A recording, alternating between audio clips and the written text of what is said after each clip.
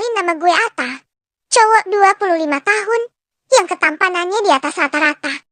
Pokoknya nggak malu-maluin lah kalau disuruh nemenin ke acara kondangan. Gue kerja sebagai guru SD, ngajar bokil-bokil yang masih umbelen. Yang kalau dideketin, sumpah, baunya perengus banget kayak ayam yang nggak pernah dimandiin. Selama ini hidup gue lempeng-lempeng aja. Nggak ada yang spesial. Malahan terkesan banyak sialnya. Anjir. Mulai dari masalah ekonomi dengan gaji guru yang pas-pasan, sampai masalah asmara yang baru saja diputusin mantan karena gue nggak bisa ngebeliin HP nangka keluaran terbaru yang harganya lebih mahal dari motor gue. Tapi nggak apa-apa, gue tetap happy dengan hidup gue. Toh, nyatanya, banyak yang lebih nelangsa dari keadaan gue saat ini. Selamat siang Pak Atta. Sapa rombongan bocil umbelen yang tiba-tiba ngancurin lamunan gue. Siang juga. Balas gue sok-sokan kalem. Biasa. Guru idola harus jaga image di depan para murid. Fuh. Gue nerusin langkah menuju ke tempat parkiran sambil siul-siul nggak jelas. Gue deketin motor kesayangan gue. Namanya si Ayang. Motor telat pajak 5 tahun. Yang kadang kala kalau lagi ngambek cuma dongkrok, nggak mau jalan. Gue langsung tunggangin nih motor kesayangan. Seandainya ini motor adalah seorang cewek. Misa bunting berkali-kali dia. Karena sering gue encot-encotin diam-diam saat lagi S4-nya. Hihi. Gumam gue sambil terkekeh. Let's go, Ayang. Ayo kita pulang. Gue stereo si Ayang. Si Ayang tak bereaksi. Dia dim kayak ayam yang lagi angkrem. Sial. Kenapa lagi sih lo? Umpat gue. Gue turun. Gue buka jok motor gue. Gue sipitin mata buat nengok bensin di dalamnya. Kosong melompong. Guys, kayak hati gue saat ini. Tai. Umpat gue lagi. Gue tutup kembali jok motor. Terpaksa gue dorong si Ayang sampai keluar gerbang sekolah. Kehabisan bensin. Lantang Rohmat. Guru kelas 2 yang udah bau tanah tapi gak kawin-kawin. Alias jejaka tua. Dia paling sensi kalau sama gue. Biasa. Dianya iri karena gue jadi guru idola. Sedang dianya kagak. Malah banyak dibenci murid-murid karena kegalakannya dalam mengajar. Enggak lah. Elak gue. Gengsi lah kalau gue mesti jujur sama dia. Bisa-bisa dia merasa di atas angin. Terus ngapain lo dorong? Iseng. PHT. Si Rohmat menahan tawa. Tampaknya si perjaka tua nggak begitu percaya dengan omongan gue. Maksudnya, gue lagi berolahraga menjaga kebugaran. Gue kan guru penjaskes, harus selalu tampil prima. Enggak kayak lu, perut buncit. Paling 5 tahun lagi lo bakal kena penyakit rematik. Sial lo. Umpat Rohmat. Sedang gue hanya terkekeh sambil melanjutkan perjalanan. Setelah di area luar sekolah, gue dorong si Ayang sampai ke warung penjual bensin eceran langganan gue. Bensin, Pak. Ucap gue kepada si mamang bensin. Sayangnya si mamang gak ramah sama sekali. Encir. Begitu tahu gue yang beli, warung hampir mau ditutup gitu aja. Bensin habis. Ucap dia. Terus yang itu apaan? Meng? Fanta. Gue menunjuk botol-botol bensin yang terisi penuh. Berjajar rapi di dalam rak. Itu nggak dijual. Buat persediaan pribadi. Gue laporin lo, Meng, ke polisi. Ancam gue. Masalahnya apa? Lo udah nimbun bensin. Nggak mau ngejual ke halayak umum. Sial. Umpat si mamang. Ya udah. Lo mau beli berapa botol? Si mamang rupanya takut dengan ancaman gue. Setengah. Jawab gue. Setengah apa? Si mamang kebingungan. Setengah botol. Klek. Si mamang tampak menelan ludah. Di mana-mana. Orang beli bensin tuh minimal sebotol, bukan setengah. Si mamang mulai emosi kayak biasanya. Ya udah sebotol. Tapi ngutang ya, Meng. Ucap gue santai. Lo pikir warung ini milik mbah lo? Tiap beli bensin ngutang mulu lo. Maki si mamang. Yang penting kan bakal gue bayar. Meng. Iya lo bayar. Tapi lo hutang tahun lalu, baru lunas tahun sekarang. Yang penting kan bayar. Hehehe. Gue terkekeh sambil garuk-garuk kulit kepala yang kadang-kadang gue merasa kayak ada anakan kutu yang lagi beranak pinang. Setengah aja kalau gitu, ucap si Meng sambil ngambilin bensin untuk dimasukin ke tangki motor gue. Berapa, Meng? Tanya gue sambil merogoh dompet dari saku celana. Setengah JT 8.000. Gue punyanya cuma 7.000. Meng. Yang 1.000 ikhlasin ya, Meng. Anggap aja amal buat N4K yatim. Emang lo yatim? Tanya si Mamang. Enggak.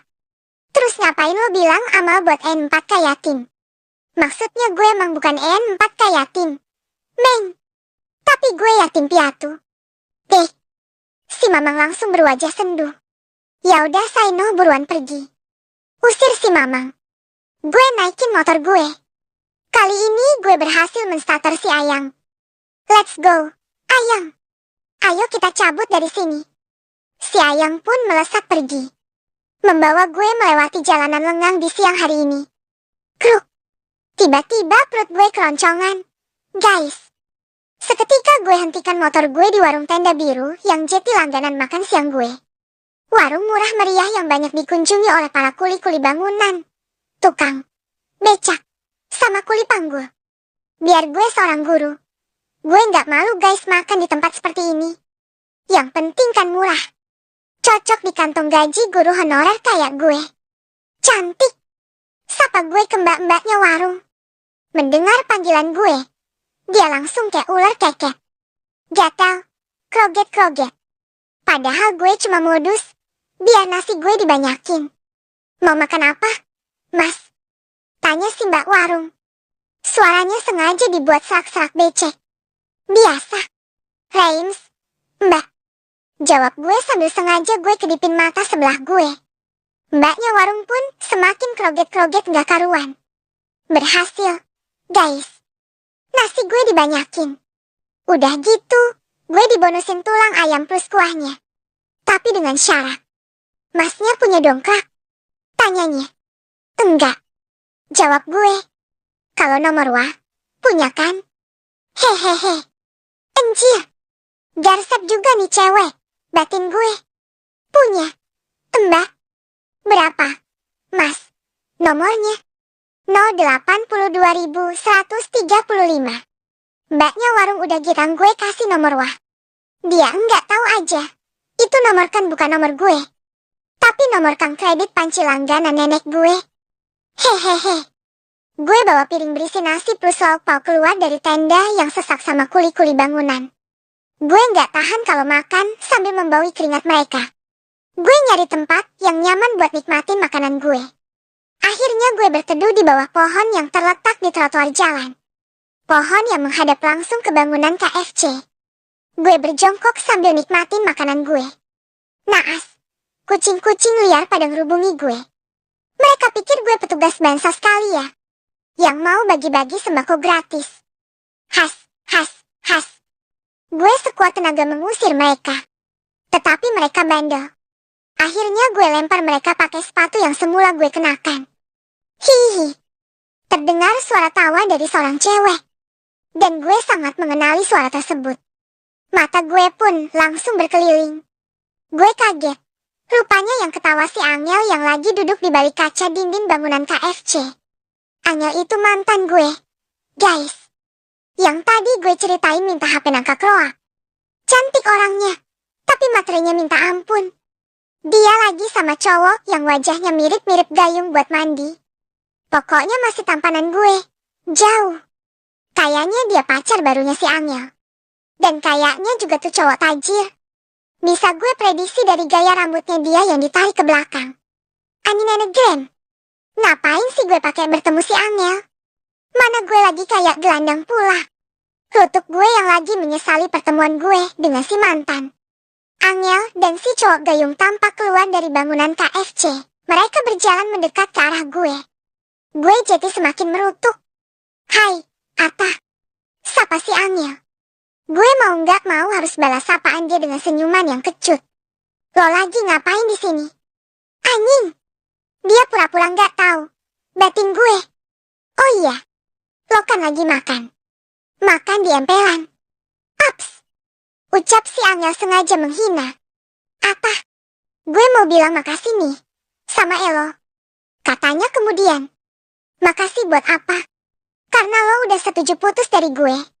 Dan akhirnya, gue jadi punya pacar baru nih. Tah. Si Angel melingkarkan tangannya di lengan si cowok gayung. Dia jauh segala-galanya dari Elolo. Tah, dia tajir melintir. Bapaknya punya perusahaan banyak. Rumah dia gedong. Terus dia punya mobil 5. Tah, bukan motor butut kayak punya lo. Terus, lo tau nggak? Dia selalu beliin barang-barang mewah buat gue. Enggak cuma handphone nangka kroak yang lo nggak bisa beliin. Tapi dia juga ngasih gue perhiasan mahal, tas branded, baju, sepatu, pokoknya apapun yang gue mau. Gue bahagia banget. Tah, punya pacar kayak dia. Enggak nelangsa kayak pas gue pacaran sama lo dulu. Gue cuma tim nanggepin cemoohan si cewek keturunan Dajjal di hadapan gue ini. Gue berusaha sabar. Gue nggak boleh kepancing emosi. Ya walaupun sumpah, gue nyesel banget pernah punya pacar kayak dia. Cantik sih, tapi bikin darah tinggi. Tahu gitu, mending gue pacaran sama kambing dibedakin aja sekalian. Enggak apa-apa nggak cantik, yang penting punya lubang ken satu matan. Kalau lo gimana, Tah? Tanya si Dajjal.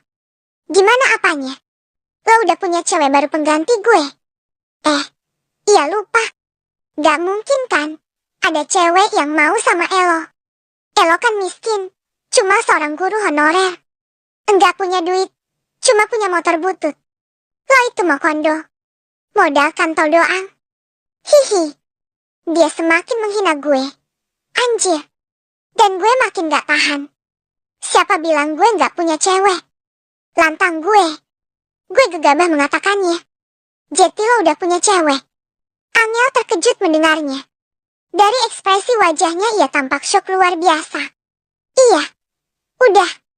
Siapa? Gue bingung untuk menjawab.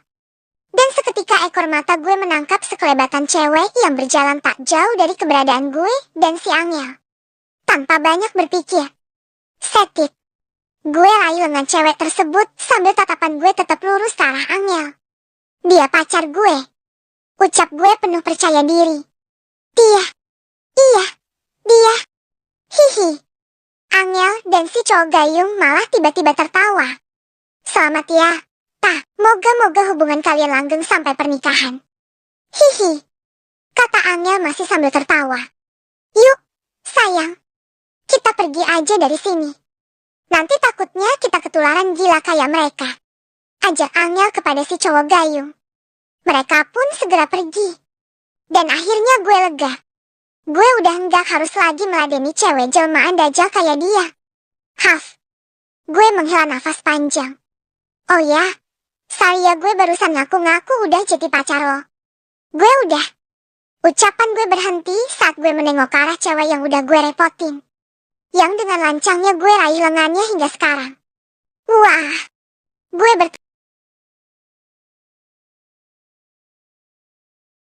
berteriak histeris sambil refleks melepas cengkeraman tangan gue. Gue terkejut, guys, dengan penampakannya. Rupanya dia orang gila. Badannya kotor, bajunya sobek-sobek, rambut panjangnya acak-acakan. Dia udah nggak mirip lagi seperti manusia. Dan yang lebih parahnya, hehehe, dia tersenyum ke arah gue. Nyeremin. Bab 2.